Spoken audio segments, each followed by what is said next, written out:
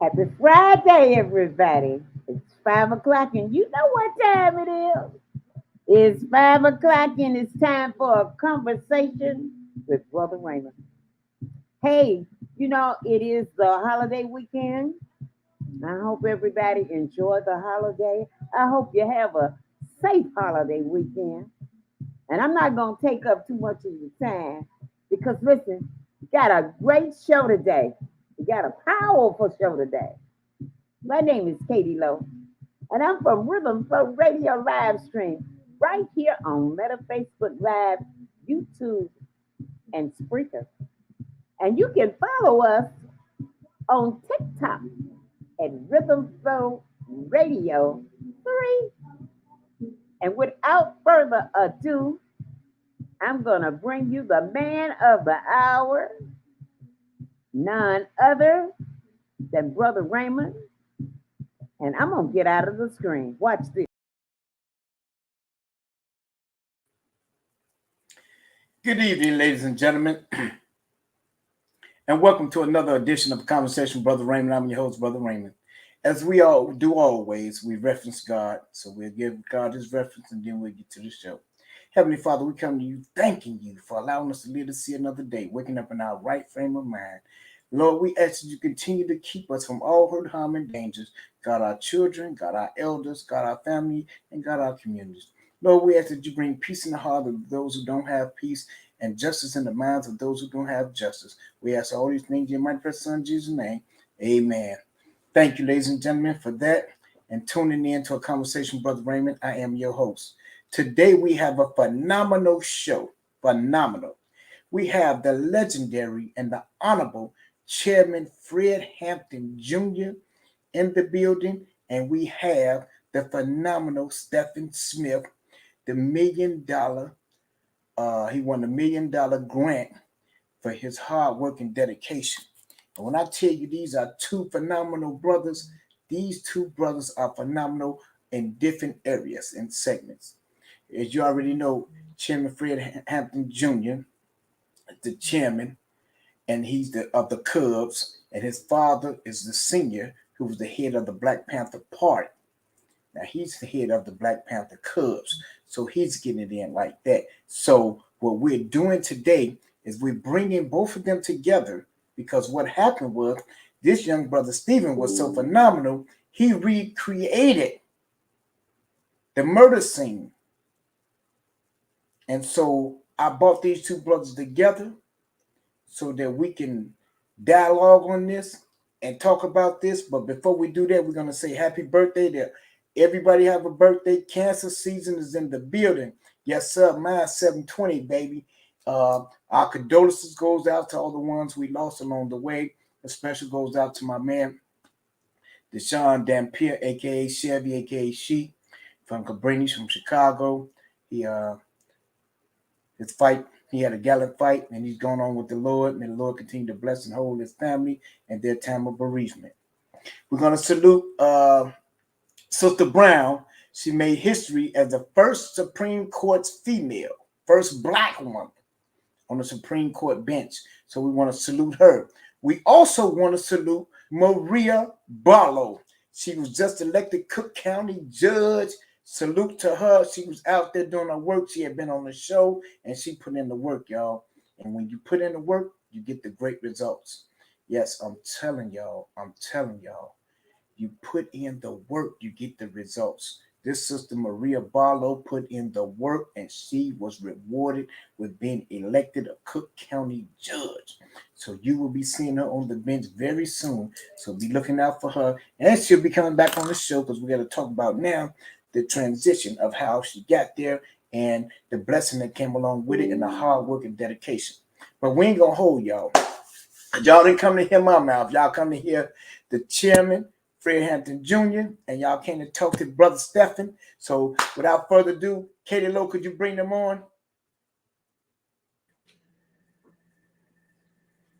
Hey, there they go. Chairman, this is the young brother Stephen. Stephen, this is the chairman. This is the brother that I wanted you to meet. And this is the reason why I had this show today, because I had to bring you guys together. Man, Chairman, as you already know, we've been in the fight for a long time together. And man, brother, when I seen this, I knew it had your name all over it. So you see, I called you while the show was going. I said I got to call the chairman and let him know what's happening. So man, I salute you, Stephen. I salute you, Chairman. Let's go. You can introduce yourselves. Whichever one y'all want to go first, let's get it. I guess I'm going first. My name is Stephen Thomas. Nice to meet you all. I like playing basketball, playing video games, rapping. Uh, yeah, I did make over $1 million in scholarships. It's really almost 2 million now, 1.7 to be exact. But I think that's the most notable stuff about me. Again, nice to meet you. First and foremost, let me say I'm honored and humbled to be here. It's good to see you again, my brother, man. It's been a while, man. In fact, I want you to resend me that picture we took at a school Yes, out south on the stage with the youngsters. got I don't know what that picture just hit me. I want to see that. If you can't resend me that picture, repost that picture. I got you. Yes, Young sir. brother Stephen, it's good. It's good to see you, man. I look forward to meeting you face to face. I just want to say right on to you, man. Um, I had seen my brother Raymond had sent me the pictures of the display slash diagram that you did. Well, let me ask this question first. Am I able to be heard? Because we got like a Yeah, you can hear. We can hear you. regular air conditioner running in the back. You know what I'm saying? So Yeah, make we sure. can hear you. Okay, right on. And I seen the diagram, and I haven't had the fortune to meet you yet, but he had told me that you were a young brother, and that is inspirational to see people, you know what I'm saying, take the initiative uh, in regards to touching on what we refer to as one of the not so safe subjects, and that being not only Chairman Fred, but also, you know what I'm saying, the assassinations of Chairman Fred, the President Mark Clark. And I want to, I want to struggle with you in good spirit. I want to struggle with you, you know what I'm saying, like some of the terms, as opposed to murder that we say assassinated, but we can come through, but however, we can deal with that. The fact What's that you going on, even man? related, the fact that you related to that, the fact that you related to that, again, it's inspirational because reality is, man, we go through a lot of battle fatigue and this struggle, man, and it's a constant battle, man. But to see that, and lately I've been having some real good some good charge ups, you know, saying coming in contact with a lot of young brothers and sisters who, you know, sometimes we worry like, okay, how does, cause we say legacy is more important than your life and the legacy of the struggle, man. And so when I seen that when he was going to send it to me, I was immediately inspired, man. You know what I'm saying? And for those who tuning in who may not, you know, who I may be just speaking, they may not be familiar with what we're talking about. That diagram, that the layout that you put together in regard, you know what I'm saying, to this a site in which we refer to one of our ground zeros, assassination location, a Chairman Fred the Mark Class. I want to open up with commending you and look forward to dialogue with you and look forward to future. I want you to come. I look forward to you being here directly at the Hampton House. You know what I'm saying, and also whatever innovative tactics we can use to get the word, you know what I'm saying, to, you know what I'm saying, to generations to come. For Chairman Mao Zedong had said that if I move a grain of sand and my son moves a grain of sand and my grandson moves a grain of sand, we can move mountains, man. So I look forward to it. Oh yeah, yes sir, yes sir. And I wanted to first. Everybody spoke, so I wanted to first get into it. But Stephen, I want you to elaborate on that because that piece that you've done, brother, is so powerful and unique to the point that man, a lot of people don't understand what you have done. So we want to bring it to the light of the world, as the chairman was talking about, and let them understand what you had just done, bro. So what inspired you to create that? Could you elaborate on it, brother? Most definitely. So there's a lot of documentaries out about a lot of different civil rights movements, all type of stuff that happened in the fight for our equality. right after we were freed as slaves. There's a whole bunch of documents about him, a whole bunch of movies, shows, all of that. And I've seen a fair amount of them, but none kept me as interested and intrigued as Judas and the Black Messiah. Yeah, I thought I said it wrong. I'm sorry. It just like every minute I couldn't take my eyes off the screen. Like everything was just amazing. And that when I was being told about what the prompt was for the history fair that year, it said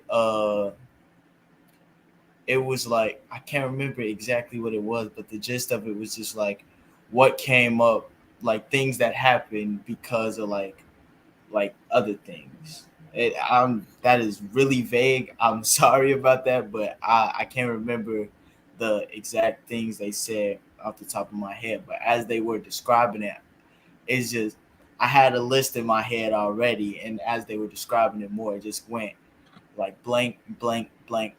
Fred Hampton. It had to be. It had to be.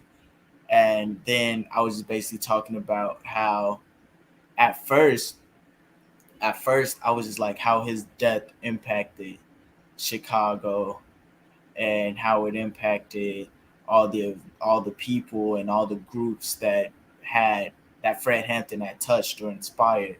And as I was going more into the research with it, I was just like, I can't call it a death. The more that I was looking at it, it was just like the word death seemed like, if I use the word death, it would have just seemed like, okay, something untimely happened, like he died of like natural causes or something. No, I have to use assassination or murder because plain and simple, bottom line is that's what happened. And as I'm going more into it, I'm just reading more about like the events that took place beforehand, all the people involved, including Mr. Mark Clark, all of that, and it was just like I was getting more inspired and more determined. And I'm not gonna lie, a couple of things I was nervous to put in there.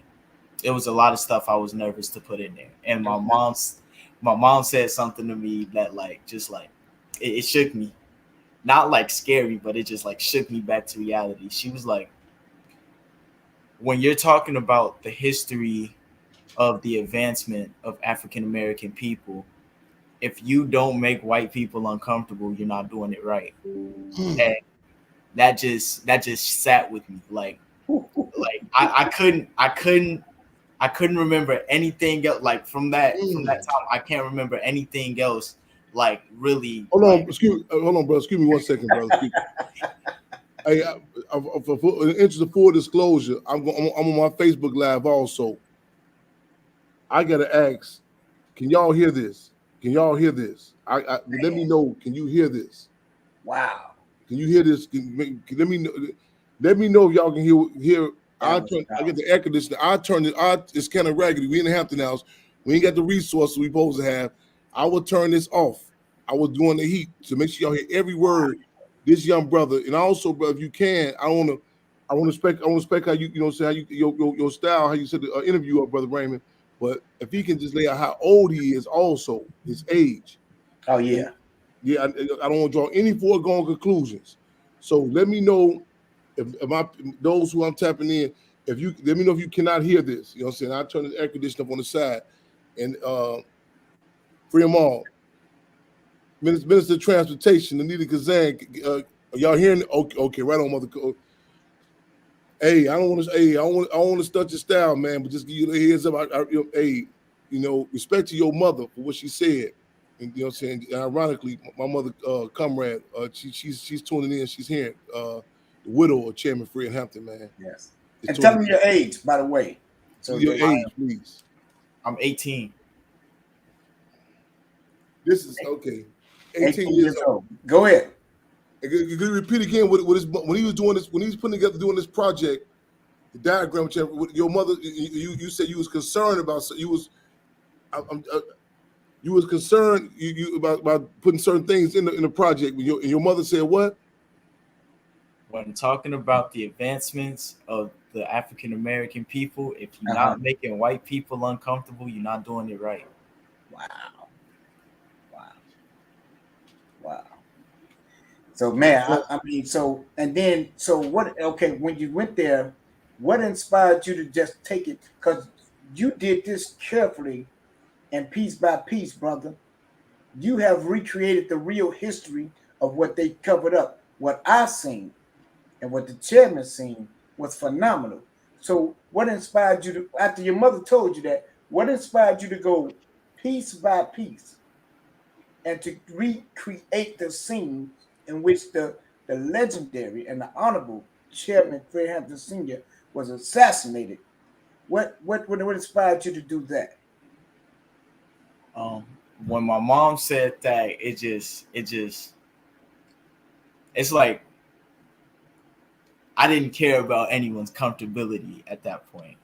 Okay. When she had told me that, it was just like, if I'm gonna tell it, I'm not gonna tell it halfway. And then it hit me. It was like, I've been doing this. I did this like all 4 years of my high school life. All 4 years I did it, and every year I made a like a really big diagram to put emphasis on what the people that I did them on, to put emphasis on like their legacy, on like what they did. Yes. But in Fred Hampton's case, I was focusing more on his death and what came of it than what Fred Hampton had actually accomplished in life. And so I was originally thinking about like just having a really big diagram where I just like had like Black Panther themed stuff, like just a whole bunch of stuff. And then I'm just like, what can I do to make people uncomfortable with me talking about this? And I was like, let me recreate the scene where Fred Hampton was assassinated in the aftermath of all that. And my mom, she loved the entire idea. She loved it, and she told me to go for it. And I am a mother's boy. It's like I'm gonna say that hands down. Everything I do, I want to do, I run it through my mother. Okay. When my mom gives me the green light to do something, I'm not stopping until it's done. All right. And my mom gave me an inch, I took a mile. I don't mean to pat myself on the back, but I do feel like I really raised the bar when I made that. Yeah, you raised the bar on that. I've seen many projects. I've never seen one as enthused as this. I'm talking about well put together. Now I'm not taking up from nobody else, but the way you went room to room. You did the front of the building. You put the I'm looking, Chairman. I'm looking like this is unbelievable. I said I got to call the chairman. I had to call you. We was on the show. I said I got to call the chairman. I can't believe what I'm seeing. I got to call the chairman, let the chairman know what's going on. And so that's what inspired me. You inspired me to call the chairman, let the chairman know. And the chairman seen it. He called back on the show. So this is how powerful. I don't know if you even recognize the dynamics of what you just did with that piece, but that is a very powerful piece you did, young brother. And I commend you. And your mama, Sister Erica, she listening. Shout out to you, Erica. I see you. And she said I sure did tell them to do that. But that's what it is, man. And that's why I brought you together, because I want you to get the history from Chairman Jr. on what it is. And then we're gonna get into the COINTELPRO. I got the COINTELPRO up here. And the show started off with Chairman Fred Hampton Jr.'s track.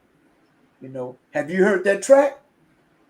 I unfortunately have not. You got to listen to the track. I'm talking about he laid it down. See, this is what I'm saying. We so put together and parts that a lot of people don't understand this. When I first heard it, I was like, hell, we was like, we got our fists up. Friend, man, he laid it down. I will let you listen to it yourself. But that was a powerful track, and that's what we live on the show with. We use that on the show today. So we're gonna transition to the chairman talk, and then we're gonna get into this COINTELPRO, and then we're gonna get into this you come to the Hampton house and you donating and all that. We're gonna get to that. Go ahead, Chairman. Again, man, let me say right on. Let me people from Canada are listening in right now. His brother named Norman Richmond. He's phenomenal. He is I won't say notorious, but he is connected to our mind and our heart for connecting, in particular, the history of music and art with our struggles. Because a lot of times people try to there's a continuous attempt to detach not only art and music, but different phenomena from our movements. You mentioned any group, the Temptations are different. You know, I'm probably going a little far back for you, young brother Stephen, but we say everything is political. And when you talk about different, you look back, like even when I tell you, like when you watch them food shows and food TV shows, and you can tell by what type of food is they're eating in Vietnam or the Philippines or Africa at a certain time. It's reflective of who was colonizing them, who was oppressing them, and also what type of resistance was happening. Norman Richard just actually say he can barely hear, so I hope he can hear it now. He's always, when you mention a song or something happened, he always comments about, he ties it in. Well, that's when the uprisings were happening in Cincinnati, and he'll tell you which artists aligned with the boycott, which artists disagreed with the boycott, who didn't go along with it. Mother Koo and Jerry, she said she would like to meet you and your mother also. I just want to say, just for clarity, what you said, I think she misheard your quote, what your mother said. This is what Brother Stephen Thomas said when he was doing the project on Chairman Fred. He was concerned, and I respect and appreciate that so much. A lot of people come in like they try to talk like, well, they dismiss or devalue why we don't know certain things. Tupac has said that we knew in school to say Malcolm X as opposed to Dr. King. Tupac said that, and there's no disrespect to Dr. King. But let's be upfront about this. We know the repercussions that come down for this. We know we can when investigators talk to children. A lot of times, this system treats our people like children. They'll tell us, like, when the coronavirus, they'll say, stay in the house, no information. They don't tell us nothing. They don't give us no, like, you tell your child, just do what I say. You know what I'm saying? Right. And the dynamics of when you talk to a child, you ask them certain questions, they kind of look for, okay, am I saying the right thing? You know what I'm saying? They look for reward. Yeah. And our people, we know.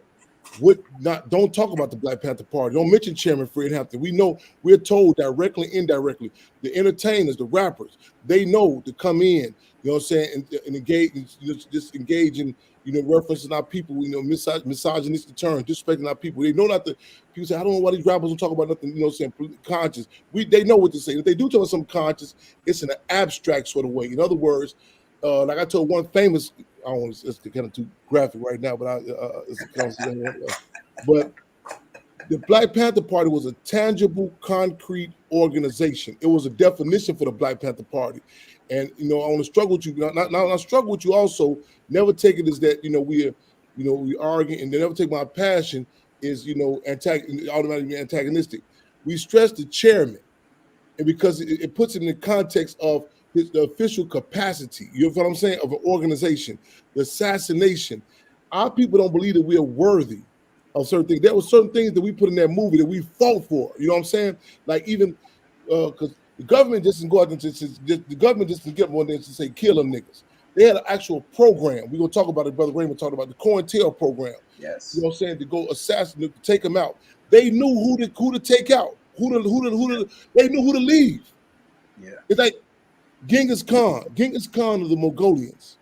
When Genghis Khan went through China, he didn't just say wipe out all the Chinese. He targeted a certain individual. He said, take them out. Leave certain men around, certain males around to reproduce with the Chinese community, to produce a desired sort of Chinese people. In our community, it's certain, the government, they knew who to strategically strike. It was under President Donald Trump, former U.S. President Donald Trump. Under his tenure, they had a satellite catch a guy from I think Afghanistan coming out the airport, a missile, knock him dead in his head. The missile went past his security. The missile went past everywhere and went dead to the person they wanted. They said that's what we want. That's what they wanted to get. Yeah. The Black Panther Party was an official, the COINTELPRO. That's why in the movie Judas and the Black Messiah, you see in the beginning, I talked to Martin Sheen, who you know what I'm saying, talked to his wife on the set of Judas and the Black Messiah. He said that was intentionally put in the movie. They said over 90% of the COINTELPRO were directed to the Black Panther Party. Yes. Your mother told you, Mm-hmm. if you say something about our people's history, if you don't if white people are not uncomfortable, That's if right. they're not uncomfortable, you're not doing something right. Exactly. And that's a reality. That's a reality. We can't say in one breath that there's a war being waged upon us. And when you go and you speak and everybody's comfortable, you have to question yourself. I don't know if you ever heard of Field Marshal George Jackson? No, sir, I'm not. Field Marshal George Jackson was born. George Jackson was born on the west side of Chicago, what is now known as the Henry Horner Projects. He moved, his family moved, they moved to the west side, they moved to California, they relocated. He ended up being locked up on a case. He ended up being drafted by the Black Panther Party under the direction of Minister U.E.P. Newton. The Black Panther Party was founded by Minister U.E.P. Newton and Chairman Bobby Seale, but Minister U.E.P. Newton drafted Field Marshal George Jackson to become the Field Marshal of the Black Panther Party. Field Marshal George Jackson said when he was a child in school, the nuns would leave money laying on the table. He felt offensive that they would feel that cocky to leave the money on the table. He didn't take it. He took it because he said, I was disrespected. When people, I tell all these groups when they go around and say stuff like these people get on the news and Fox News, they talk about the white man and the white man still feel comfortable. I said, that's a telltale sign about you. I said, if I said half of the stuff that you said, they'll bury me under the penitentiary. They know it's certain dogs that when certain dogs bark and bite, ain't nobody moving. They're not tripping. One time, I don't know if you remember when Dr. Dre came up, Dr. Dre was going to be a big billionaire, Dr. Dre. Yeah. Face, formerly known as Scarface of the Ghetto Boys, had done an interview and he was saying how he's going to move up to certain status. I immediately called Face. Have you heard of the Ghetto Boys, little brother? No, sir. Please check them out. Check them out. Yeah. They had a podcast too called we just done it too. Damn. Check it up. What's Ghetto Boys podcast? Damn. Face and Willie D, man. You got me too. I'll look it up, but go ahead. Yeah, Larry Hoover Jr. and Miss Whitney, who they just on the two. Me and my mother, we just done it not too long ago.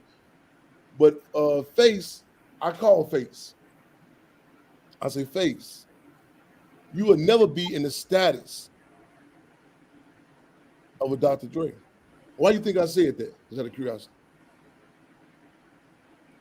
Yeesh. I truly have no idea. Not because of a lack of talent. Not because of a lack of talent. Face, he played the guitar, he played live instruments, you name it, he do it. I say, Face, you are cut from a cloth.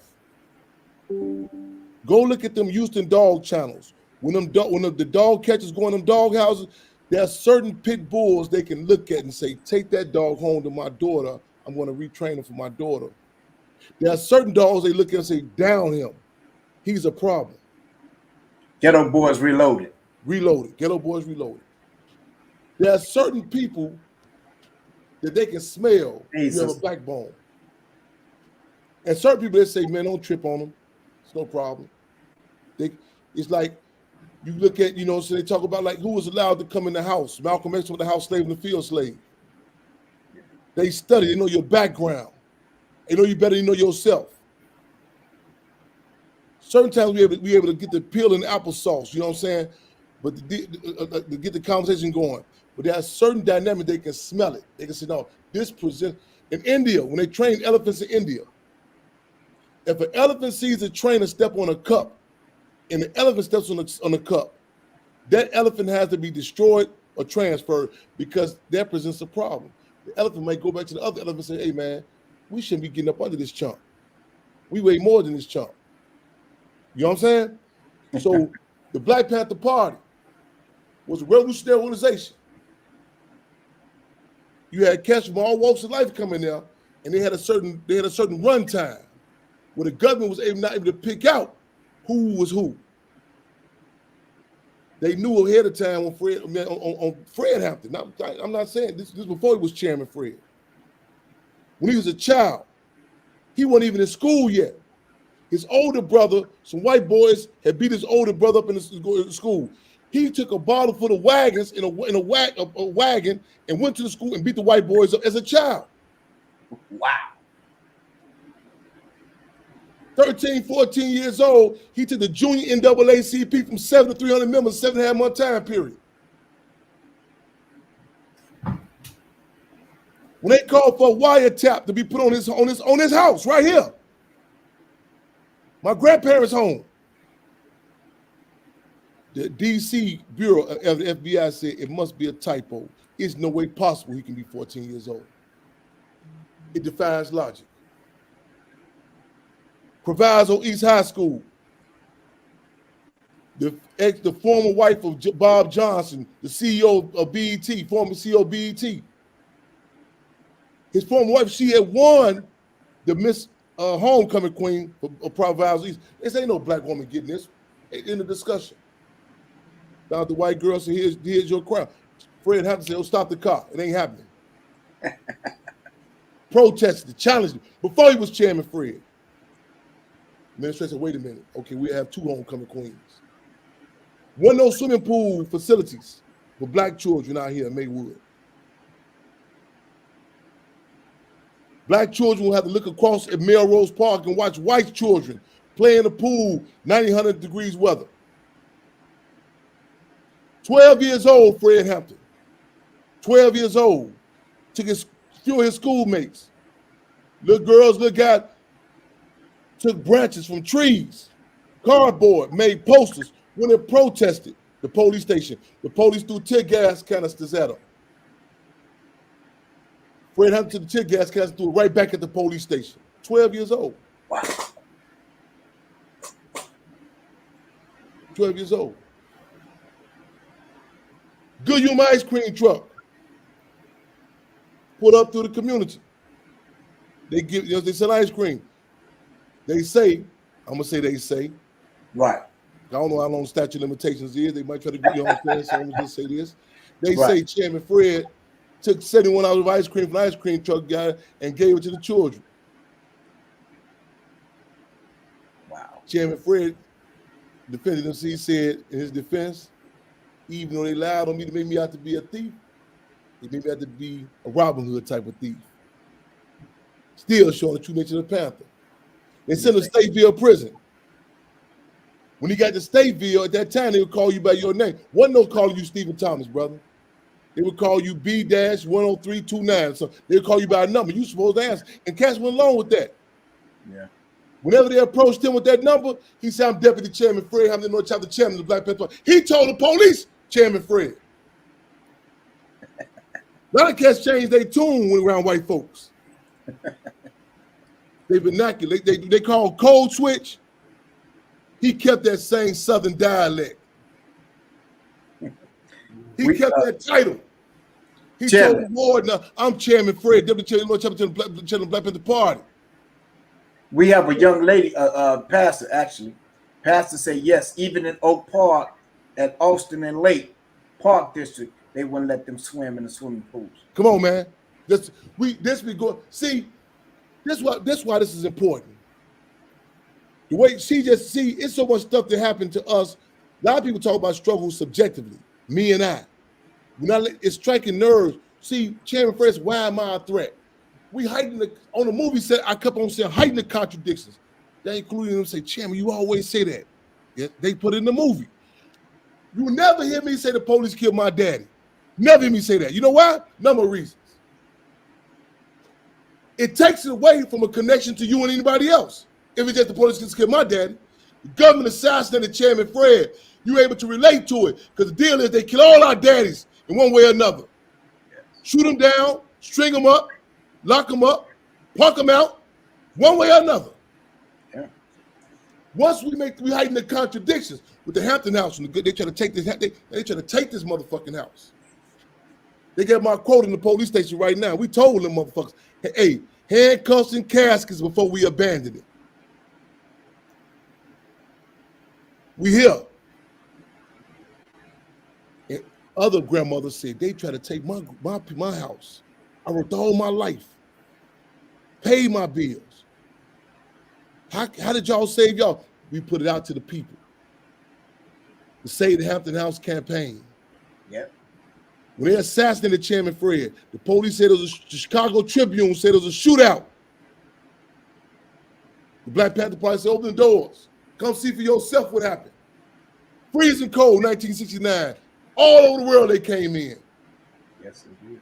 They didn't dictate to the people. They heightened the contradiction. So, well, wait a minute. Wait a minute. It came out over 99 rounds, at least, was shot into the house. Even their own police ballistic specialists came out the conclusion. After the Panther Party said, man, this was assassination, man. A lot of people scared to say Chairman Fred. I said, man, we got Hollywood saying it. God damn it, say it. Chairman Fred. Defense Captain Mark Clark. His birthday was yesterday. Yeah. You ain't got to wear no t-shirts with no Lucky Luciano, who was a government snitch, a government informant. You got 14 to 24-year-old brothers and sisters that stood up against this system and said, man, we drawing the line.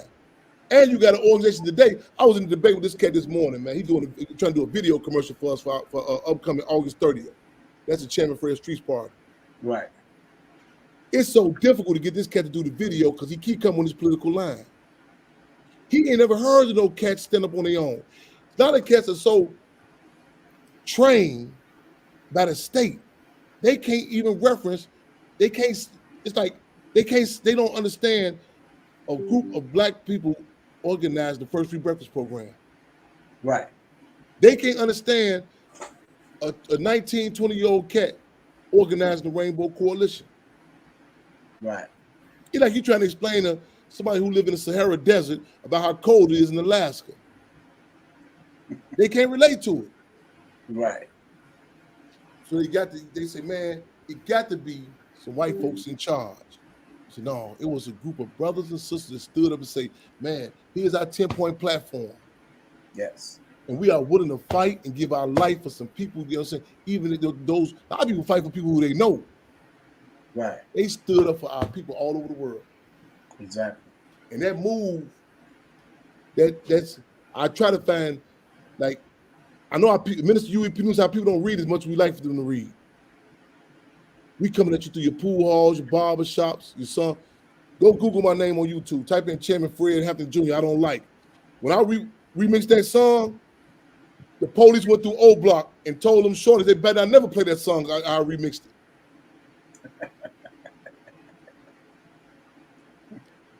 And speaking of O Block, remember me, you, and Sister Rice went through there when they killed that young brother? Come on, man. We walked through O Block when they said when nobody was able to walk they said, through there. Nobody go through there. Me, you, Demir Rice's mother walked there. Yep, Sam Rice. Yeah. Real talk. Yeah, we went through there and we talked to the brothers, you know, and they was just as concerned as we was. Yeah, we talked. We talk. How they say in church, we fellowship with them brothers, man. Exactly. So we hit that's our community, that's our people. Exactly. And we said we would not be afraid of our own people. Come on, man. So many other blacks that were standing out there outside the barracks. We went around the barracks, went in there and went and met with our brothers. We talked with our brothers. We talked to the slain young man's mother and his family. And come on, Brother Raymond. And we got a clear understanding with them. We let them know where we was and what we stood for, and they respected that. Come on, Brother Raymond. Don't talk about that. They don't talk about. I wish we find that footage, and we are reposting. Because see, they can't take it from me directly. That's why we need this young brother too, man. You know what I'm saying? See, yeah. A lot of people see it's too. The movie A Few Good Men, Jack Nicholson played a role in there. The famous line he said was, they said, what happened? He said, y'all can't handle the truth. Can't handle the truth. Can't handle the truth. It's gonna be an audience. It's gonna be some resources that have come through. I need you online, little brother. We say hold the line, hold the line. Yeah. Get this word out. But see, A lot of cats ain't never heard. You can't go too fast. A lot of people say they can't even hear it. Like I was on the phone this morning. This cat couldn't even hear nothing I was saying. It was like talking a foreign language. I said, man, you put a commercial together for Chairman Fred's street party for his birthday. Why ain't no pictures of Chairman Fred? Why the Black Panther Party logo not in there? He couldn't see it. It was foreign to him, and you can't force feed them because they're overdose. It's like they found 13 white children abandoned in California. 13 white children. They were starving. Or if their mothers and fathers didn't give them nothing, they were starving. When they brought them out, everybody said, oh, feed them, feed them. The doctor said, wait a minute, hold, stop. He said, what? Everybody, you got to feed them. He said, man, you'll kill them. You'll kill them. He said, you have to assess them first. Some of them can take some saline, some can take different parts. You can't force feed them. They ain't a long time. Man, on a minor note, we got these dogs at the Hampton House. We call it Hampton House Hounds. These dogs at the Hampton House. Lost one of the puppies today. She couldn't even drink it. I'm getting the thing to put it, shooting the Pedialyte in her mouth. You know what I'm saying? Trying to take it step by step. You know what I'm saying? Yeah. And I'm watching the process. You know what I'm saying? The struggle. She fighting. You know what I'm saying? I come in 2 days ago. She drowned in the water. We took step by step. I use that analogy for our people. You have to assess what you're dealing with. Some of us, you go check they just did an African ancestry on me the other day.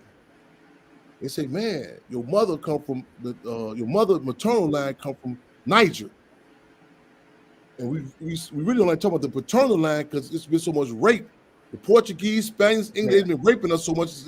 We don't like talking about the paternal line. But we check your paternal line.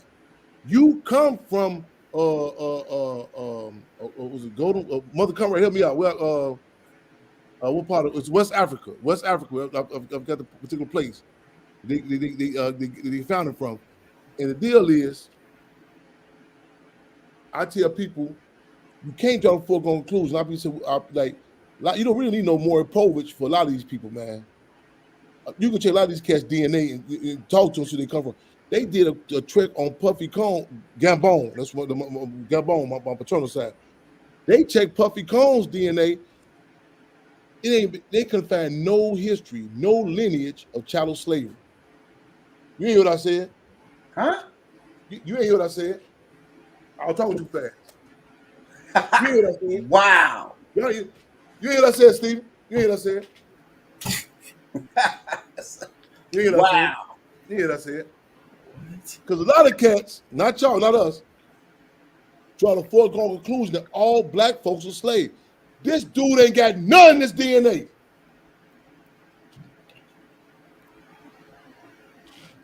You try to figure out why white folks feel so comfortable with him.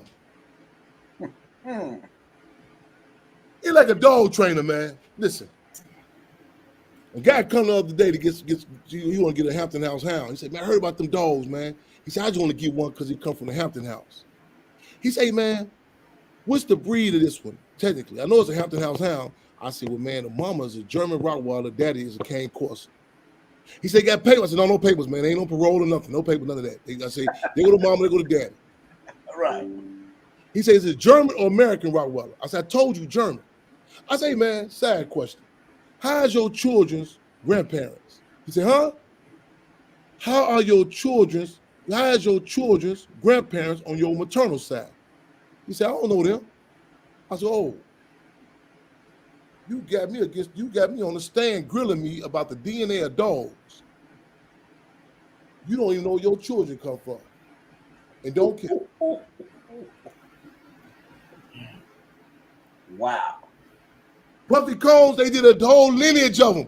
They couldn't find no history of chattel slavery. None. Wow. That's heavy.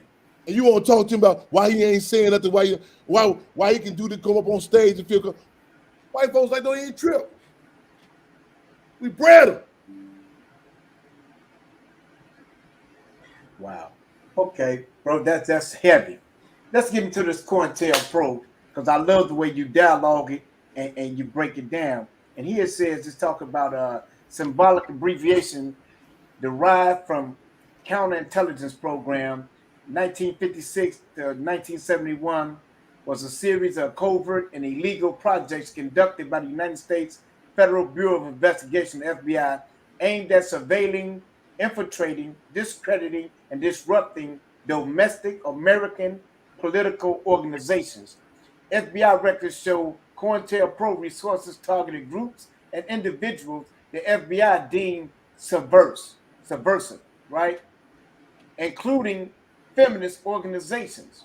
Now, when I heard you saying this about the COINTELPRO years ago, I was like, wow, what is he really talking about? Because I didn't know what you was really talking about. I didn't catch it, but I always heard as I go back and play it, heard your father and the brothers talk about this. So could you break it down so Stephen he'll understand more of this, and the people that's listening, the viewers can understand what it is and what is the COINTELPRO? Why was it designed? A lot of people want to say, well, the Black Panther Party just faded away. A lot of people want to say, man, he always tripping, man. He gonna make a big thing about words and terms. When Jay-Z had said that he arrived the same day Fred Hampton died. So Jay-Z birthday, December the 4th, 1969. You know that, little brother? Oh, yes, sir. We had a discussion, and you go back and listen to the soundtrack. He altered it, man. I respect that, and I appreciate that, man. He said, man, hold on, was assassinated. A lot of us don't think that we worthy of being assassinated. A lot of us don't think that we worthy of being targeted. A lot of us believe in our back of our minds, ain't no government thing about us, man. We can't fathom that, man. We hear about the government, we think about they watching some people in Russia, 007, James Bond. We don't believe that they will put together that the University of Chicago put together a program, the projects. They actually tell you in your face. Yeah. The projects, they will put together projects and say, okay, test them with rats, put them on little levels. Yes. And see how we create chaos, confusion. Yes. A lot of us don't believe that at the Honorable Marcus Mosiah Garvey, when he came from Jamaica, when he came to the U.S., a lot of us under the impression that J. Edgar Hoover, you to him? When I say this, I don't want to get the impression I'm browbeating this little brother either. You know what I'm saying? Like I'm, this ain't no pissing contest. You know what I'm saying? In my passion is not. You know what I'm saying? Is first of all, I want to reiterate. I appreciate this brother. You know what I'm saying? I appreciate him, man, so much.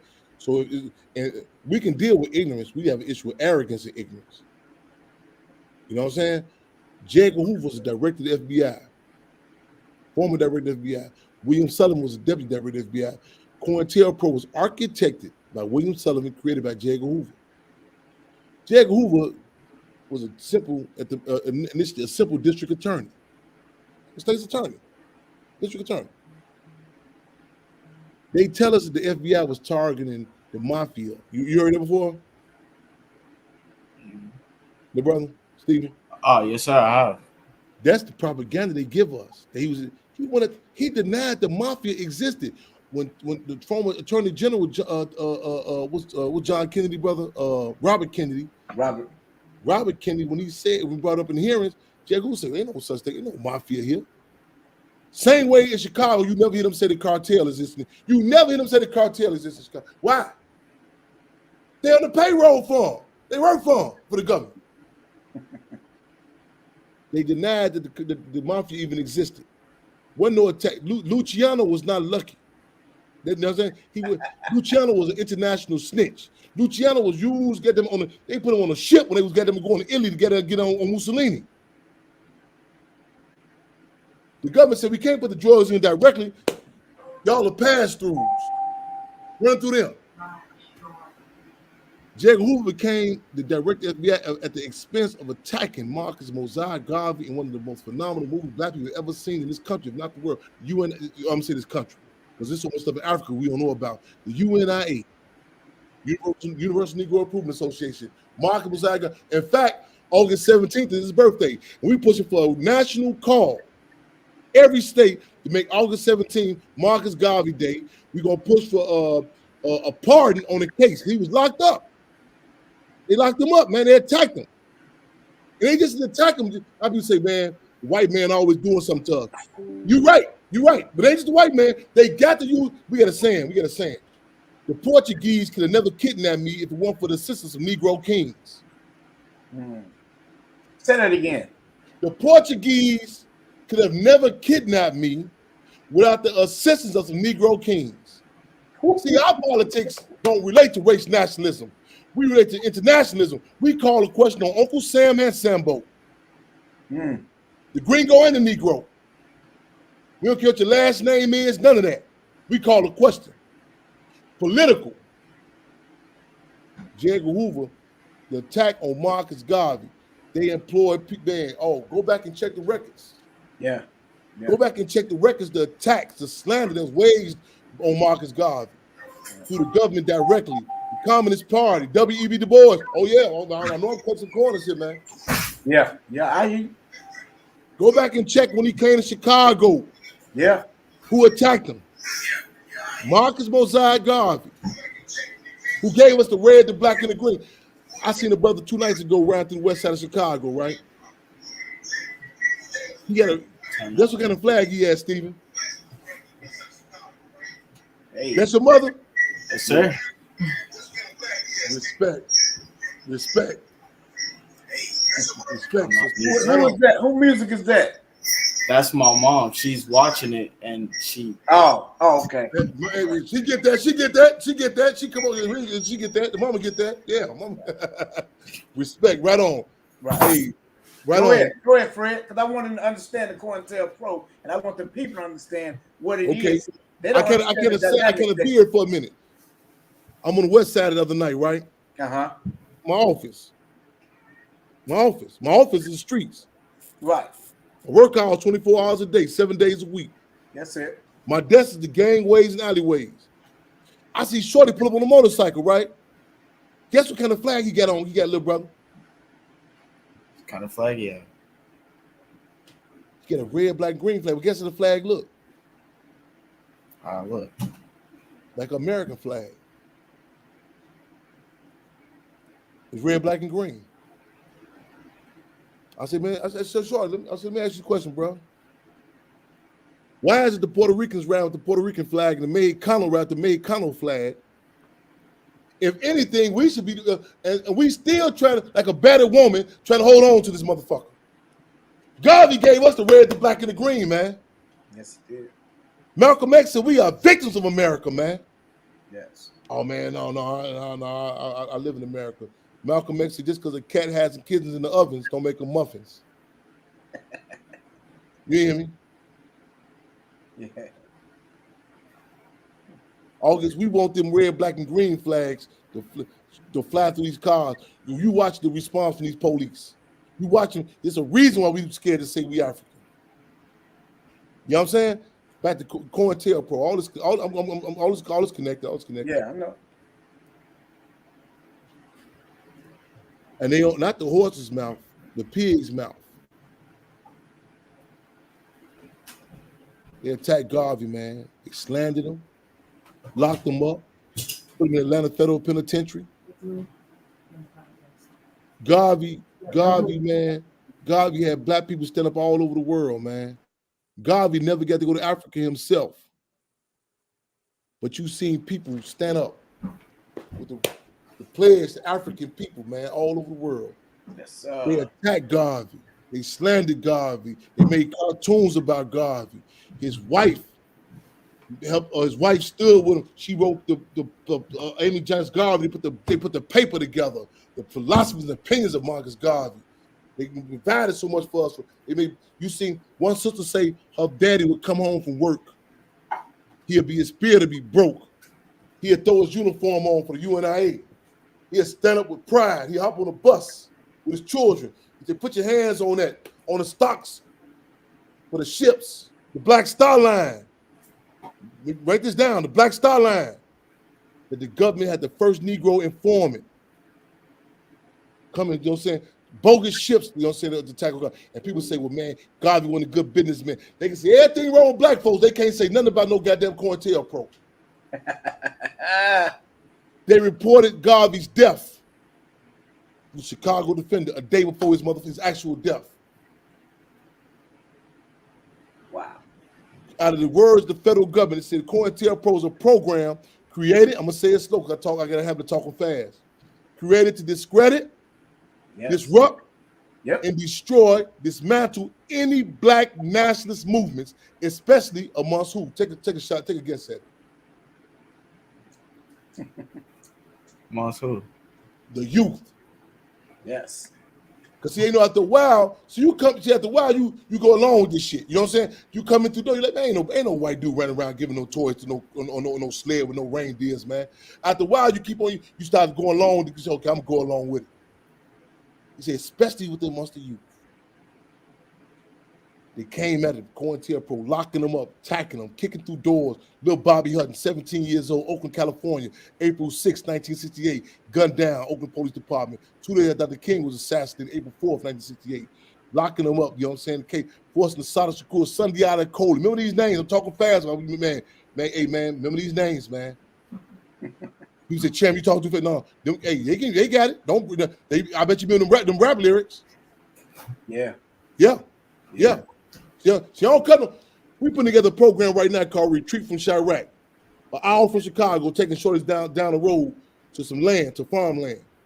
I told their mamas and dads, all due respect, y'all, ain't no babysitting them. Ain't they coming? We taking them down here. Ain't no babysitting them. I said, man, ain't no breastfeeding. Take them down here, man. Exactly. I know what these guys capable of doing. Yeah. The Black Panther Party, you stood up, called a question. Didn't care who it was. Malcolm X told there's a picture on front of Time Life magazine in China. The girl, 15, 16 years old, had a 45 her daddy head. They said, what you doing there for? She said, he betrayed the revolution. He's an Uncle Tom. Yeah. You had a climb in the 60s that shook this system at his knees, man. Devil disciples got said, baby, we the black disciples. Due to political education, receiving chair for the Black Panther Party. Blackstone Range, the Black Peace Stone Nation. The FBI told the Vice Lord they'd give him 16th Street if the Black Panther Party couldn't open a free medical on 16th Street. Chairman Fred went and rapped with them brothers and sisters. The Vice Lord said, we work at the Free Medical Center. Yes. It was a record load to the black, they call black on black crime. James Brown was in the studio to make a song. H.R. Brown, known as Imam Jimmy Lalami. Remember these names, the brother. I need you to remember these names, man. H.R. Brown, known as Imam Jimmy Lalami, drove down there and told James Brown, dig, dude. You better go back in the studio with that garbage you talking about. James Brown had a vision. After that, he got to put on his, came back out saying, I'm black and I'm proud. A similar vision that Kanye West had after we drove out him at Borders Bookstore, north side of Chicago, had a conversation with him when he came out and said, George Bush don't like black people. Movements make things happen. Streets make the music. Music don't make the streets. Dog wag the tail, tell them wag the dog. The government say, you got to go, man. Put out bogus arguments. U.S. government say, listen, man, I want them knocked off. I want. He say, man, I don't care. Come through directly and indirectly. Yeah. He say, employ all our agent provocateurs. Get all our mercenaries. You know what a mercenary is, little brother? Yeah, I know what a mercenary. A hired hit man. Ain't no soldier. It's like a political prostitute. Whatever they do, something strange for some change. Holler for $1. Yeah. Ain't got no allegiance to nothing. Say he want Deputy Minister Defense Bunchy Carter, John Huggins, get him knocked down. Give me some. He wants some bogus letters. He say, man, I want to create an antagonist relationship in Chicago, the Blackstone Range, and the Black Panther Party. He said, J. Edgar Hoover said, goddamn it, by the end of 1969, the Black Panther Party got to be destroyed. Yes. He wants strategic hits. Who to knock off? Who to kill? You ain't got to kill all of them off. Not strategic hits, and do it in the way. Do it in the way similar to doing chattel slavery. When a pregnant sister ran away, go get her. Kill them out. No. Bring her back. Bring her back. Bring her back. Put her in front of the rest of them. Cut her stomach open. Stump her baby. Stump that fetus to death. So she will employ fear. Yep. In the next child. Take Chairman Fred. You go up in the house on 2037 West, Chairman Fred Hathaway. They scared to call Chairman Fred Hathaway. Go in there. Take him out. Take out the defense Captain Mark Clark. Assassinate Chairman Fred. Some stuff they missing. You can't play on no 19-year-old sister just turned 19. You ain't thinking the average she gonna cover down over her husband's body though. Right. Willie Lynch let us say certain things you can't plan on, certain things you don't expect. They don't teach you in West Point. They don't teach them that.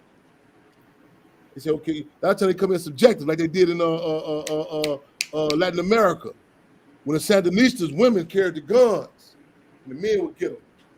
They wouldn't expect them women to have them bangers on them. They wouldn't expect no 19-year-old woman to cover down over Tim Fred. You know what I'm saying? Go in the room, find some more shots, make sure he's good and dead. Bring his body out. Chant, police. They ain't got to tell them too much details. Do what you do. They said Chairman Fred is dead. Bring his body out. Then raise up some softball motherfuckers. Then come back and hijack the legacy. Yeah. Tell the schools don't ever mention the Black Panther Party. Give you some mutated versions of the Black Panther Party. How these cats so confused like a knockout punch. Have a generation raising up and say they can't tell the difference between the Black Lives Matter and the Black Panther Party. Then and put some arrogance in them. Make them cocky. Under George Bush Sr.'s tenure, over 73% of the population in Iraq was under 17 years old. You had a generation of reactionaries. That's just some of the aspects of COINTELPRO. I'm going to take my water for my coffee real quick. I'll be right back. I'm listening. And so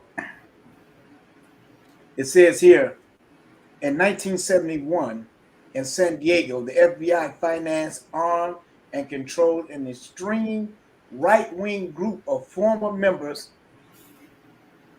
of the Minutemen and active anti-communist preliminary organizations, transforming into a group called Secret Army Organization that targeted groups, activists, and leaders involved in any anti-war movement using both intimidation and violent acts. The FBI has used covert operations against domestic political groups since its inception. However, covert operations under official COINTEL label took place between 1956 and 1971. Many of the tactics used in COINTELPRO are alleged to have seen continuous use, including discrediting, as he said, targets through psychological warfare, screening individuals and groups using forged documents,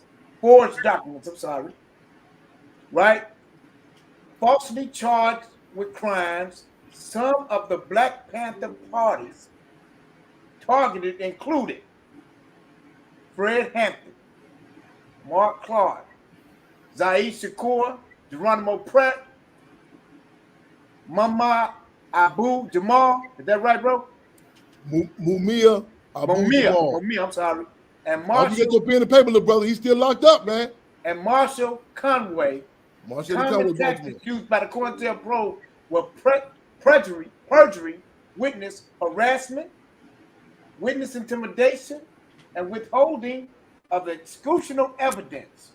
Let me translate it to you in a minute. You get ready. So these people went through extraordinary measures in order. Let me give you the raw version. Let me get you see. A lot of times we gotta take the written up version and stuff, the Wikipedia and stuff. I'm giving you the raw and cutting the raw. Sandra Pratt being assassinated. Sandra Pratt. See all this the underbelly of this shit. You know what I'm saying? I'm talking about the different dynamics. I'm talking about motherfuckers coming to your relationships, telling you, you know what I'm saying, they seen your wife, you seen your husband, some other one, all the type of. It's a movie. I can't remember this movie, man. White lady, she donated to the Black Panther Party. She committed suicide. She said she committed suicide. The slander that the government laid on them, the heat that came down on the man. Can't get no job. Tupac told my his mother can't ever get no job. See all this is the nasty reality. You know what I'm saying? And a lot of times you hear, you think you know what I'm saying, the white man, but this is Negroes that was complicit with this, man. Talk about it. Yeah. The government started creating bogus. You mentioned Marshall Eddie Conway. He's in Baltimore. The U.S. government created a bogus chapter. You ain't hear me, man. You ain't hear me. You ain't hear me. You hear me, Stephen? I heard you. Marshall Eddie Conway was locked up, man. You see a snitch, an informant, is a person that's gonna tell something. We talking about agent provocateurs. They put in money, they invest. See, it's a different dynamic. They create it. You know what I'm saying?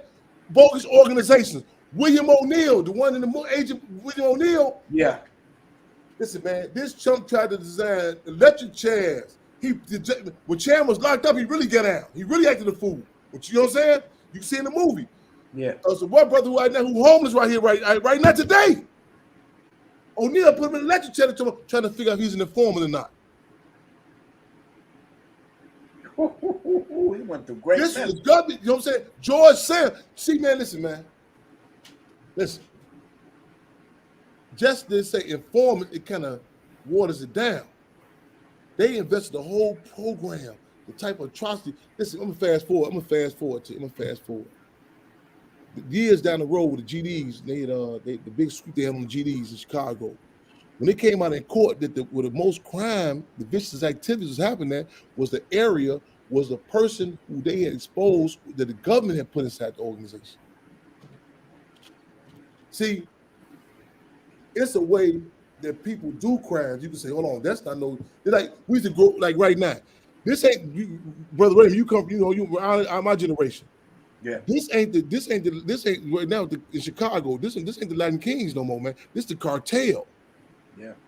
There's a different type of stuff going on here, man. Yeah. Why you think the movie El Chapo could not be played in Chicago? Rahm Emanuel said he didn't want it to be played. It's a certain type of. When I was in El Salvador, they can tell you. They say, "Hold on, that's come from MS-13. They come from MS-18." We so destabilized, we don't know the different dynamics in our community, man. Why do you think if a domestic violence case happened right now, they would get on news say gang violence, black gang? You ain't never heard them say cartel. Never. They can't say it. That's part of, they're saying, when the NAFTA, North American Free Trade Agreement, with William Jefferson Clinton, all of them, this is trickled out impact.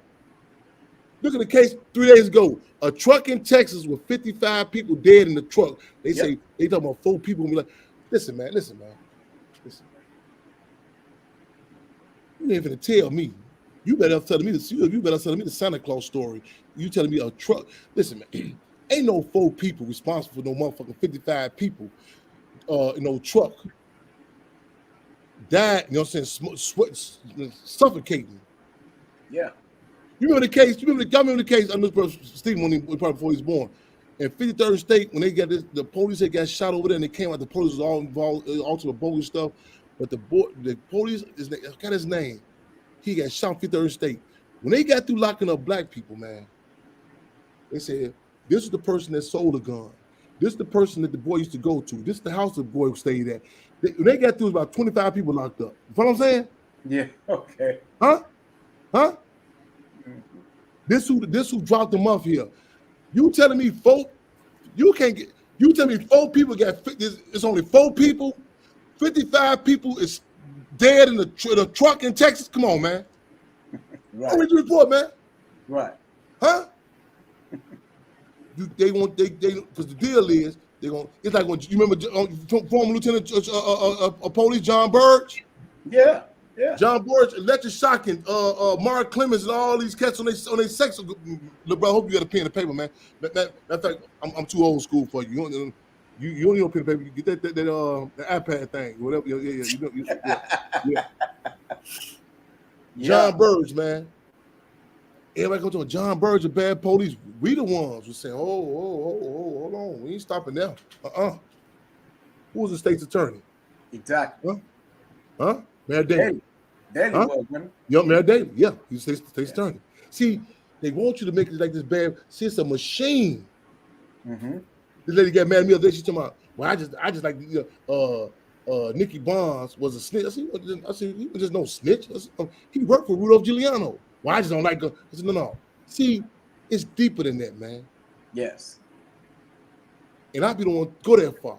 See, we start to even this thing. Brother, you know about the case going with the cats, Young Thug and them with the YSL. Mm-hmm. When the indictments come down. What happened when they got hit with the case? I mean, from what I heard, they've been They've been having cases on Young Thug since like they've been having stuff on Young Thug since like Young Thug started rapping. They've been having stuff on him all the time. When did the case happen? When did the get down happen? They actually went and got him like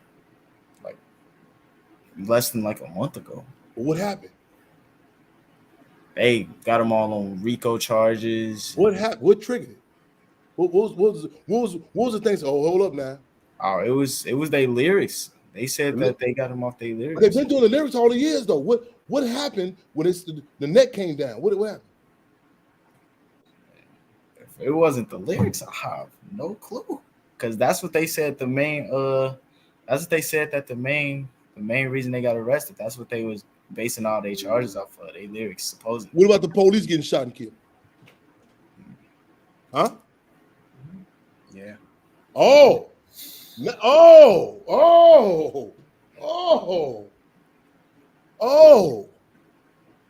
Yeah, wiretaps. No. When the police got popped. Okay. Huh? Come on, listen, man. Oh, look at the R. Kelly thing. When the young white girl popped, stop the car now. Hold on now. It's a problem here. Yeah. Listen, man. Richard Pryor say white people come to the black neighborhood, man. They'll see dope needles in our arms and dope around our nostrils. Say that's a shame. They'll come home and they sung at a can of Budweiser. They say, "Oh my God, it's an epidemic." Go study that case. When the police got shot, that's when they shut them down. Now, all the lyrics that we can be niggas and bees all night long. Go back and look when the heat came down. And see, a lot of cats get confused. You know what I'm saying? Deal is, man, you are told in any community you can do much you want to, man. Listen, man, they had a thing called the Mulford Act, really known as the Panther Bill. The government had no problem with cats having guns in the community. When you had genius visionaries such as Minister of Defense UEP Newton, author Executive Mandate No. 1, they marched up in Sacramento State Capitol, May 2nd, 1967, and politicized the gun. They said, "Oh, hold on, man, this gun is a problem, man. This gun is a problem." Once you start politicizing it, putting it in context, once you cross the lines of certain communities, hold on, it's a problem. You heard of the opium addiction, opium problem? You heard of that before? I heard of it. I know a little bit about it, but not as much. Black folks been overdosing, having problems going to jail. Maybe some state vitamin, man, having problems. I don't know for man, I don't know how long. Right. When the white children, you know what I'm saying, it became a problem. They called it the opium addiction. Yeah. The police started, you know what I'm saying, it became a different dynamic. Yeah. This became epidemic. When they got it, it became epidemic. Show you right. I'm no former. Show you right. When they didn't never bothered me. It would never concern them as long as I was injecting it in myself. But the minute they start injecting it, and it start backfiring, hold on, man. Stop the press. This is no longer. This is an epidemic. Hey, could you imagine? Hey, could you imagine? Google, Brother Raymond, Google something for me real quick. How many murders in Chicago last 2 days? No, go back. Okay, the 5-month-old girl got shot in here. What, 4 days ago? Yeah. Go back to that date and just give me a number. I mean, the 5-month-old girl. Excuse me. What? How many? What? 5-month-old baby. I gotta be real cautious. I work. The 5-month-old baby on South Shore, South Shore, got shot in the head and killed. Whatever day that was. Baby shot in the head on South Shore and killed. And since then, how many murders it happened in Chicago? I mean, just give me a general number.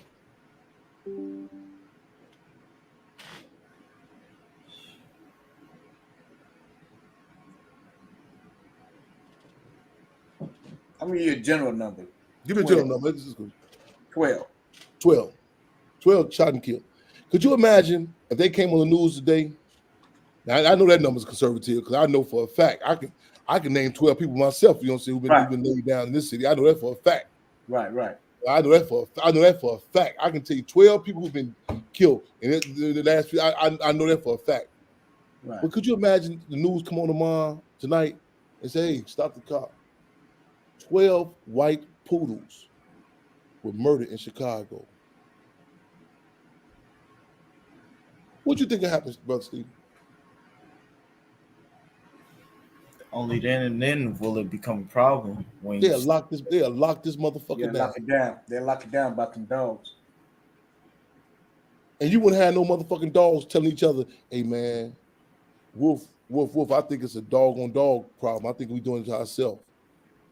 Some dog gonna say, "Man, dig, I think the AKC, somebody in power is involved in this here, man."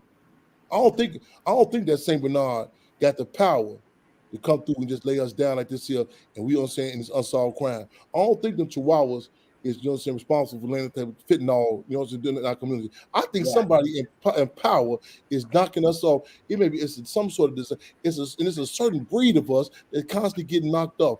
And I seen when they went up north and knocked the other dogs down, that motherfucker addressed it. Right. Exactly. Because what I wanted him to understand is too, with the COINTELPRO, how J. Edgar Hoover, how he designed it, but how it backfired. Because when they assassinated the chairman, and Mark Clark, when they did that, they thought it was over, but they didn't know it was only the beginning. And this is what I was talking about. This is why I wanted Fred Hampton Jr. to elaborate on, because it backfired on them, because they thought they had did something and they thought the movement was dead. But as you see, Chairman Jr. sitting right there. So it didn't backfire. I mean, it backfired on them and they thought it was over, but it never could be over. They got a little breathing time. They got a little space for, you know what I'm saying? We went through a sort of cloud, like I said, you know, cats can put together what happened. They got a little, you know, you get little Negroes, a little run time. It's a constant, we out, you know, it's a constant battle. This is a protracted struggle. It's an ongoing thing. It's not an overnight thing. But you know what I'm saying? And it's a revolution it's not, as Minister UP News says, it's not an incident, it's not a dinner date. It's a protracted struggle, so it's ongoing. And you know what I'm saying? And every once in a while we get to make that connection. A lot of times cats be thinking it's the first time it's happening. But it's ongoing, like when you run a race, a baton, you pass a baton, and we go through, you know, battle fatigue and stuff like that. So believe me, I go through it. Man, I was so drained talking to this slave. I'm gonna use it in one of my lyrics next time. I was so drained talking to this slave this morning. I was like, damn, it's a battle fatigue talking to some of these Negroes, man. Straight up, man. I ain't gonna lie to you, man. And I try not to take it personally and subjectively, man. But it's an ongoing battle that we gotta, you know what I'm saying, put in context, man. And we come a lot of times, you know what I'm saying, we taking a lot of hits though, man. You know what I'm saying? We took a lot of hits, man. Take a lot of hits. They bring out these boats, you know what I'm saying? And some cat called yesterday on our show, a radio program, Freedom on Radio. Cat called him from Clubhouse. Hey man, what about this Fred Hampton Gun Club? And I real feel bad even to mention. I said, that's not us. That's not saying. It's some cities and some. See, Brother Raymond, I'm gonna say this to you, man. You might be subjective. I say this is my mother all the time. I said, Mom, I think Mother Compton, man, you can get a subjective. I mean, we're in Chicago. It's corroded. We like it's like a structure. Like you, as soon as you seen that brother come in with that program, you said, I'm calling the chairman. Yeah. Brother Raymond, you'll be surprised, man, how much counterfeit stuff is being put forward as the Black Panther Party. You'll be surprised. You know what I'm saying? One lady called me talking about, well, I donated some money to the Fred Hampton Gun Club. I said, what you calling me for?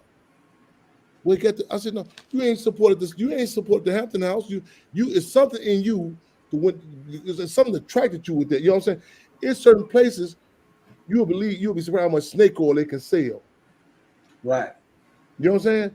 So keep in mind, Brother Raymond, a lot of people, that's their first contact.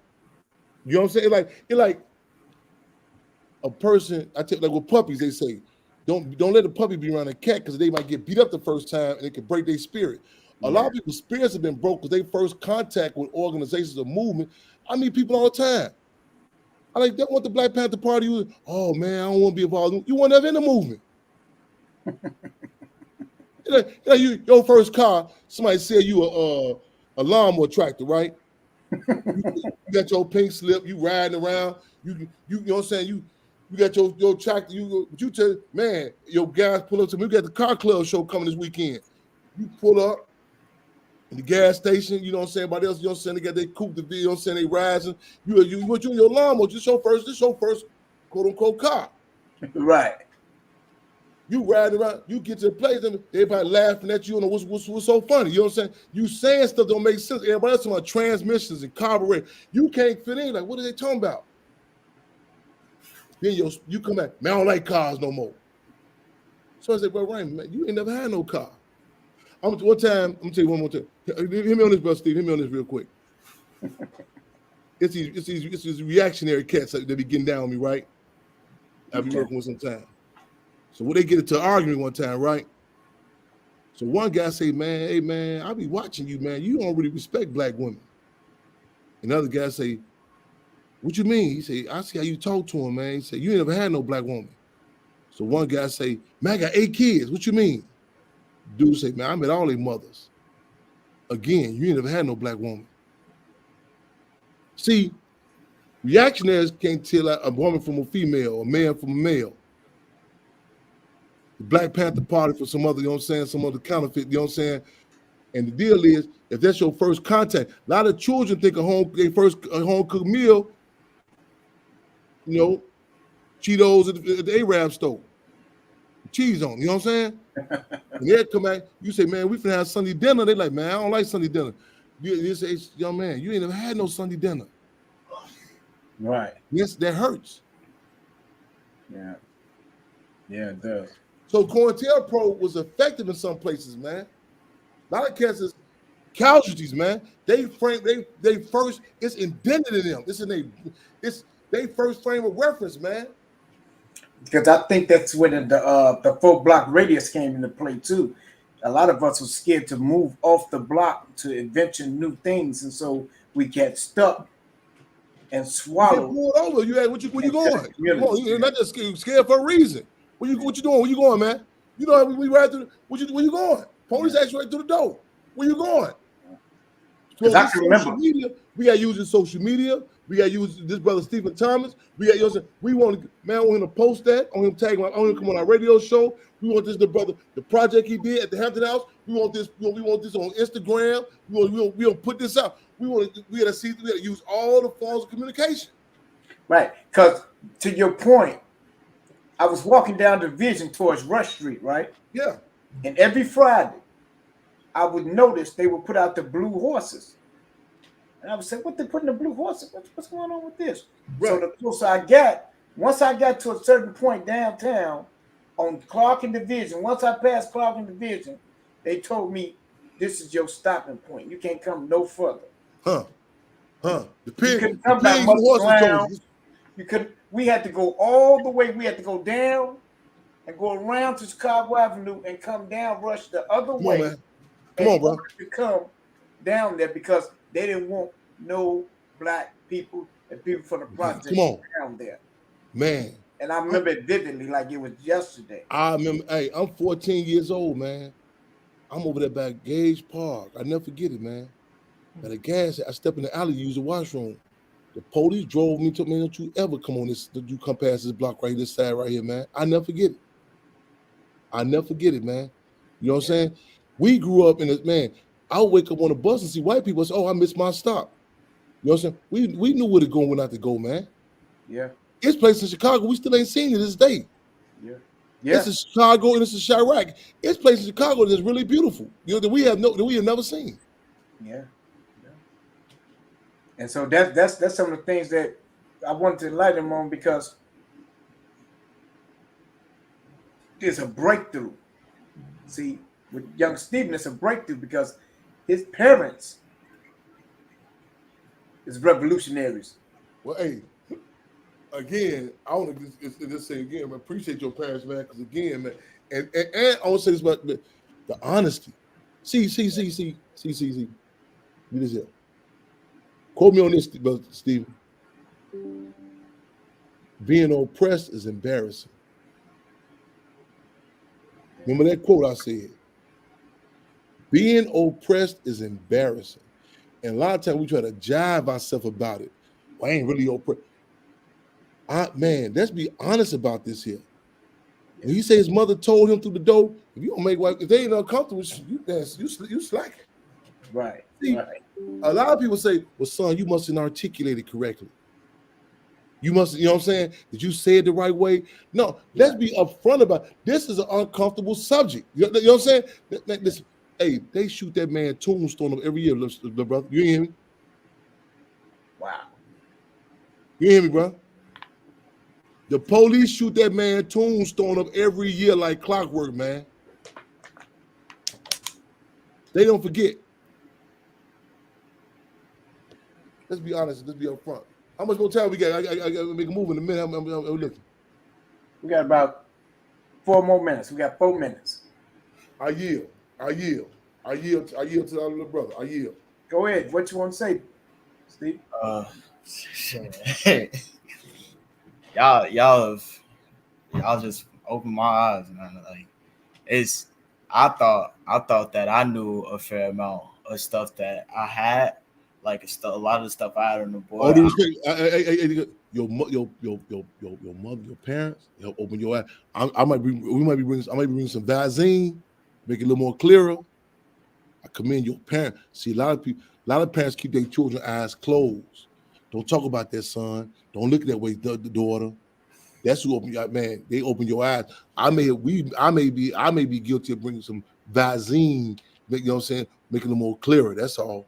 Go ahead. Say, we use some counterpoints, but it is your parents. Go ahead. Yeah. And before them, it's something, and that's important to make you even attract to this. I'll show you some guys who their parents are don't you talk about this, son. Go ahead. My fault. Go ahead. But yeah, y'all put so much more stuff into perspective for me. I got so much. I have so much more to talk about. Like just off what you all told me. I just want to thank y'all for taking the time out of y'all day to educate me, to give me a better perspective of things that I'm already talking about. I'm gonna remember this day for the rest of my life. Like I'm never gonna forget this day. Yeah, and what I want you to know is that the chairman said that he wants you to bring your piece, making it honorable for the Hampton House, and be a special guest for the chairman's birthday. August 30th. And if y'all clear tomorrow at 2:00, we're gonna be on Madison, California at the wall giving a free food giveaway. Big old bags of food. Tomorrow at 2:00 p.m. Madison, California, the big mural. We right there giving tons of food. Black Panther Party Cubs. And man, we put the word out. Come on, Fremont Radio. The Hampton House is open for y'all August 30th. Let's stay connected. Brother Raymond, I'm gonna say, man, I need that picture from the time we did the youth together, man. Then that video with Samir Rice. And I appreciate it, man. Hey, brother, hey, man, so much, man. I appreciate you. And I want him to go. I want to be on Fremont Radio, man, because they need to hear that. They need How do young people say less? Done. They need to hear that's right. So, man, man, we love you, man. I love y'all, man. Ain't nothing y'all can do about it. That's right. I'm excited to be able to bring this this demonstration together and bringing it to fruition, because this is history right here. Yes, sir. Because we don't get together and talk about positive stuff. We get together and talk about negative stuff. We get together and point fingers at each other instead of uplifting and motivating each other. And see, this is what me and the chairman does on a daily basis. And you see, I don't have to call him at all. But when I pick up this phone and he see my name, we already know it's business. What? If I see him, I know the same thing. This is how we dialogue. Because we real recognize real. Better believe it. One of my comrades just tapped in and look, the Rainbow Coalition, you seen that movie? It's still happening, man. The indigenous, they coming through big time for August 30th, man. Tiny House Warriors. Go on Instagram, man. Connor tattoo. Look on Instagram. Hey, I just Seattle. It's still happening right now, right as we speak, right now. So you got a lot going on, young man. Man, You got a lot. You're gonna be guests on a lot of stuff, man. This is gonna be historic for you. You heard of 85 South, little brother? You heard of 85 South? No, sir. You know heard 85 South, the podcast? Type them young cats. You heard DC Fly, DC Young Fly? Oh, no, Come on, no. man. See, I'm telling you why he didn't catch it at first. He thought out to he was in his conscious mind. Listen, man, I'm at the pool hall, the barber shop, the street, everything. 85 South, DC Young Fly. He shut the Every Crown Theater down last month. Said, man, he go Chairman Fred. DC Young Fan, Chico B is hosting Chairman Fred's birthday August 30th. Carlos, go Google 85 South Chairman Fred Hampton Jr., the Black Panther Party Cubs on that. Man, we ain't playing with him. We working on a tour right now, the Rainbow Coalition, the Tiny House Warriors. We finna hit all the podcasts throughout the country. We ain't playing with them, man. Man, we coming to your pool halls, your barbershop, man. Ask Siri about us, man.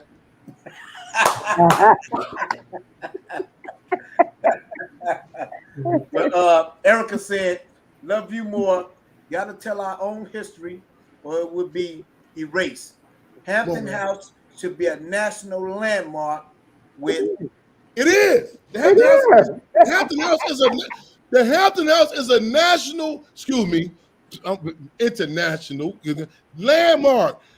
Hampton is a landmark. It's on SMAG. It's going there. It's April 19th. The Hampton House is a land. Man, listen, pack y'all. Man, get on your horse. We gotta get more funding and everything. We need more funding. We need right. SaveTheHamptonHouse.org. Hit that donate button. Cash App, $ Save the Hampton House. We need more funding. We need more support. We're doing July 16th. We're doing the Larry Roberson cleanup at the Hampton House. We cleaning up around here, man. July 16th. That's a Saturday. So we need all hands on deck. She said, "You deserve reparation." Yes, indeed. Right on. See, I'm thinking global. See, this is his mother. This is his mother. Come on now. See, so this is what I'm saying. That's Stephen's mother? Yeah, the Stephen mother talking. Right. Yeah. Right on. So we gonna definitely have everything together. We're gonna put everything together for you, young brother. We're gonna be there.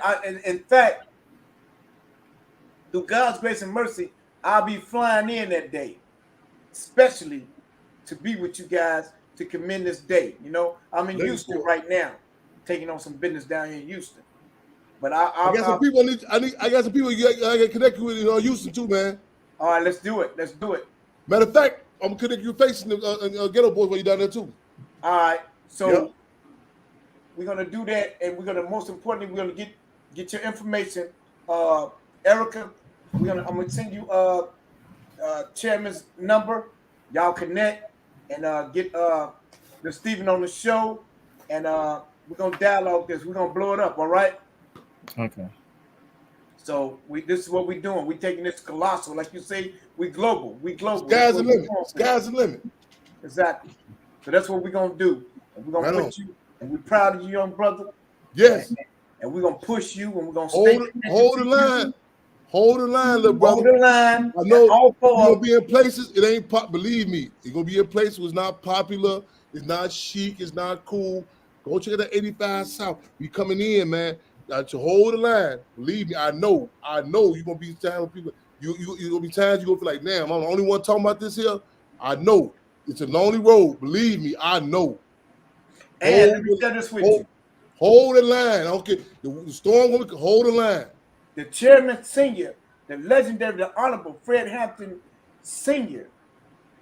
was a genius, phenomenal, and he posed a threat to the world because he opened the eyes and ears of the people.